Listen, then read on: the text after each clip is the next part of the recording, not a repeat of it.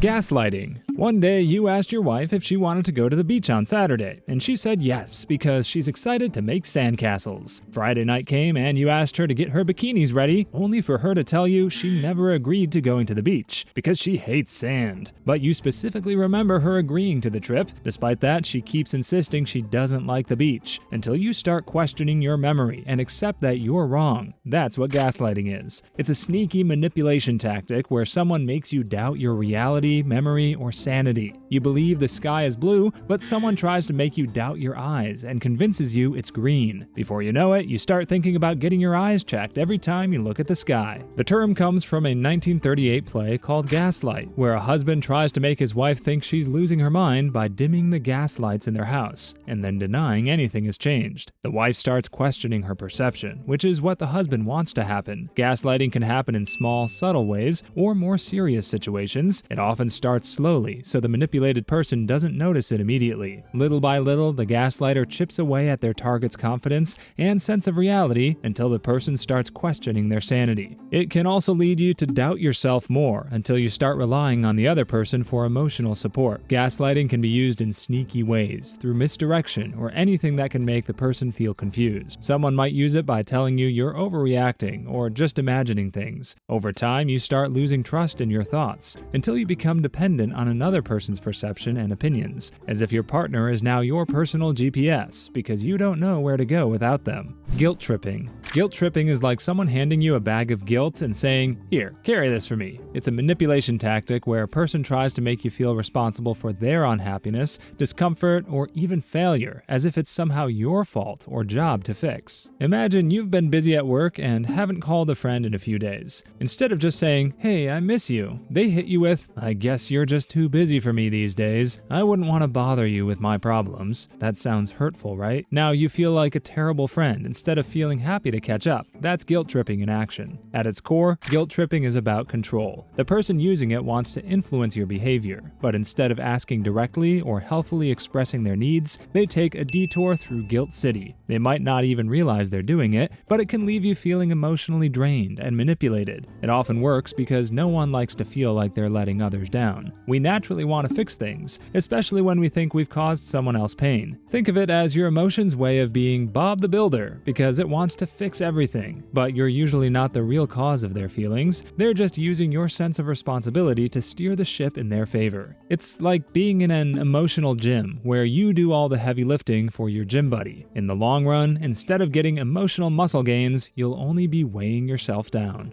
Love bombing. Imagine getting flowers today, cake tomorrow, a puppy the next day, and a new car next week, all coming from an admirer who claims you deserve all the love in the world. On the surface, it feels like you're being swept off your feet by a real-life version of a Disney prince, but there's a more calculated motive behind it. That's what happens when you're being love-bombed. Love bombing feels like the emotional equivalent of being hit with a fire hose of affection. At first, it feels like you've won the soulmate lottery. They're calling you the one, showering you with gifts, and acting like you're the star of a rom-com. It's flattering, sure, but after a while, it starts to feel like they're trying to hand you the keys to a brand new car that you didn't ask for. You're left thinking, is this a relationship or a game show prize reveal? But that's exactly the point. The idea is to sweep you off your feet so fast, you'll need a seatbelt for the emotional roller coaster. Suddenly, you're hooked on their compliments like they're emotional candy, and before you know it, you're craving that validation like it's your morning coffee. The twist is that the same person who love-bombed you is suddenly backing off. Now you're stuck in a weird limbo, desperately trying to get back to that early honeymoon phase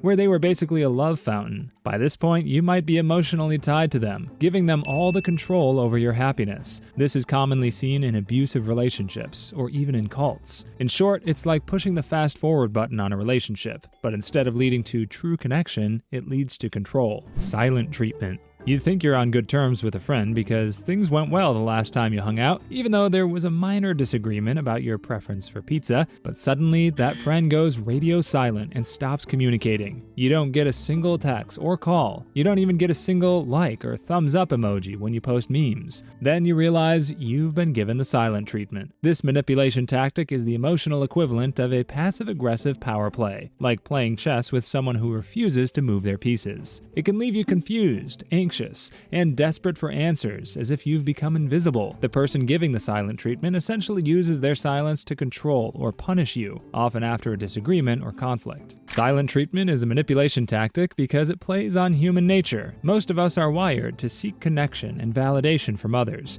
especially in relationships. When someone withdraws that communication, it triggers a panic that makes you ask yourself, did I do something wrong? Should I apologize? How can I fix this? The silent party holds all the cards and leaves you scrambling to get back into their good graces, often at the expense of your emotional well-being. At first glance, it might not seem as harmful as yelling or name-calling, but the silent treatment can be just as damaging. It creates a power imbalance in relationships where one person controls the flow of communication and the other is left in emotional limbo. Think of it as someone who constantly blocks and unblocks you on Facebook, leaving you powerless in this relationship. Triangulation. Draw a triangle where the 3 points are 3 people. The point at the top is a manipulator, while the other 2 points at the bottom are you and a third person. Now imagine the lines connecting you to the manipulator are puppet strings. This allows the person at the top to hold emotional power over you and a third person in a situation called triangulation. Imagine you and your friend disagreeing, but instead of talking it out, your friend brings in a third person to stir things up. This third person could be another friend, a coworker, or family member. It's like turning a simple argument into an episode of a reality TV show. By involving them, your friend might twist facts or exaggerate things to make it seem like they're the victim or the one in the right. This creates an imbalance of power because it's not just you and your friend hashing things out. Instead, it's you versus someone with a cheerleading team backing them up. The manipulator might use triangulation to create rifts between you and another person, making it harder for others to unite against them. They can also use it to validate themselves by getting someone to agree with their point and make you question your own. And it can also be used to shift the blame to you instead of dealing with the issue directly. It's a tactic often seen in toxic relationships or workplaces where someone tries to climb the ladder by playing people against each other. For example, a boss might give an employee a raise while leaving the other employees with pizza parties, causing jealousy and competition between everyone in the workplace while maintaining control and preventing you and your workmates from teaming up and demanding higher salaries. Projection. Imagine spilling milk all over the floor, but instead of owning up to your mistake and saying, "Oops, I messed up," you turn around to your brother and say, "Why did you make me spill the milk?" That's one way projection works. This manipulation tactic is also a psychological defense mechanism, where you take your feelings, thoughts, or behaviors, and instead of owning up to them, you try to attribute them to someone else. You're pointing fingers at everyone around you before looking at a mirror. You're in a psychological game of hot potato, where you toss around your uncomfortable emotions into another person so you don't have to deal with this problem. In relationships, projection can show up in more serious ways. Let's say someone is feeling jealous or insecure. Instead of recognizing that they feel that way, they accuse their partner of jealousy or insecurity. People do this because it's a way of protecting their ego. Owning up to uncomfortable feelings like jealousy, guilt, or anger can make someone feel vulnerable. Instead of facing that vulnerability, projection lets them push those emotions outward. It's like, I'm not the problem, you are. So projection is like a game of emotional dodgeball, where you're throwing your feelings at others instead of catching them yourself. But sometimes it might be best to play this game solo. Blame shifting.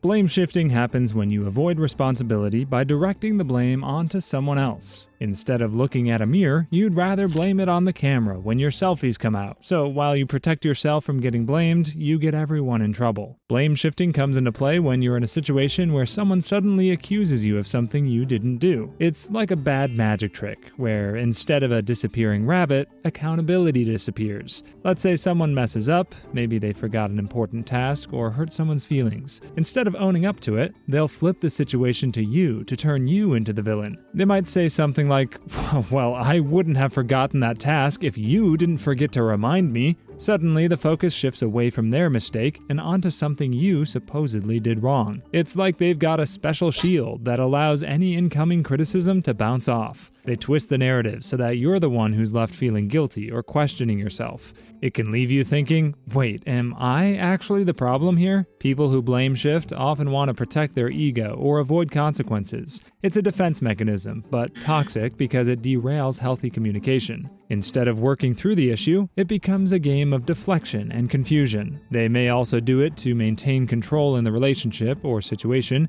making the other person feel off balance or responsible for things beyond their control. But accountability is always a two-way street, where you must own up to your mistakes instead of making people go through a one-way road to blame town. Playing the victim. When you're in a tough situation that you caused but are too prideful to accept your mistake, you can always use the oldest play in the book by pulling out the victim card. Doing so means you're playing the victim in a bad situation where you're the bad guy. This manipulation tactic is the equivalent of wearing the poor me hat, even when you're not the victim, hoping to influence how others treat you. Imagine someone getting caught stealing, but instead of owning up to their mistake, they tell their life story and how they grew up poor. They start focusing on how hard their life is or how they're always misunderstood. Now the attention shifts from the theft to the sob story of how the person is the victim of society's economic inequality. Suddenly, they're now in a performance worthy of an Oscar nomination. You might hear things like, "Oh, I can't believe you're mad at me after everything I've been through," or "Nobody ever appreciates how hard I try." Suddenly, you're not talking about what they did wrong because you're feeling guilty for calling them out in the first place. It's clever because it plays on people's empathy. Most of us don't want to hurt someone who seems vulnerable or in distress, and manipulators know this. After all, you wouldn't want to throw salt in the wound of someone already down on their knees. But people who use this tactic exaggerate their problems or twist facts to make it seem like they're constantly under attack or dealing with a tough life, which makes others back off or even apologize for confronting them. So if someone pulls out the victim card on you, it might be best to use the Crimea River card on your end.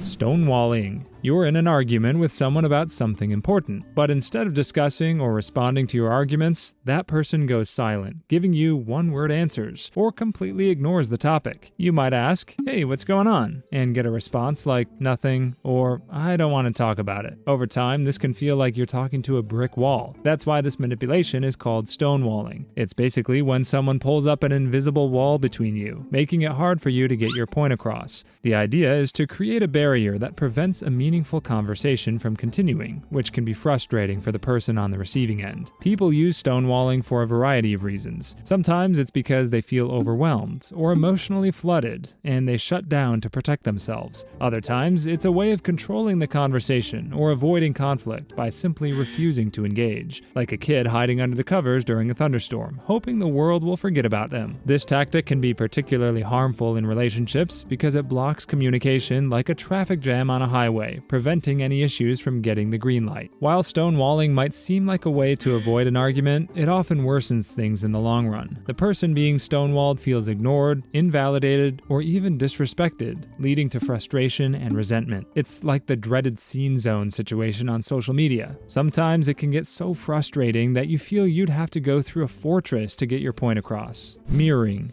Mirroring is like someone is trying to be your clone in a sneaky way that you won't immediately recognize. This happens when they mimic your speech patterns, making you think, "Wow, they really get me." The idea is to create a sense of connection and trust, making the other person feel more comfortable. This tactic is rooted in our nature of finding common ground with people. So if you're talking to someone who makes you feel you're talking to your long-lost twin, it makes it easier to form connections. On the other hand, talking to someone who's the complete opposite is like talking to a rock. Imagine talking to someone at a party and you realize this guy is doing the same hand gestures and has the same tone you use. This makes you feel more connected in a way that would make you think he's a brother from another mother. You'd feel more understood and appreciated, leading to a stronger bond. It sounds good and all, until someone uses it against you. Mirroring can also be used manipulatively, especially when someone wants to use it to gain influence or control. For example, a salesperson sees you're wearing a LeBron James jersey and starts making you think he's also a basketball fan to create a sense of familiarity, which would be enough to make you buy something. Or politicians might try to gain your vote by making you think you come from the same background because you talk the same and have similar values. You might think we're mirroring you because our videos make you feel connected with us,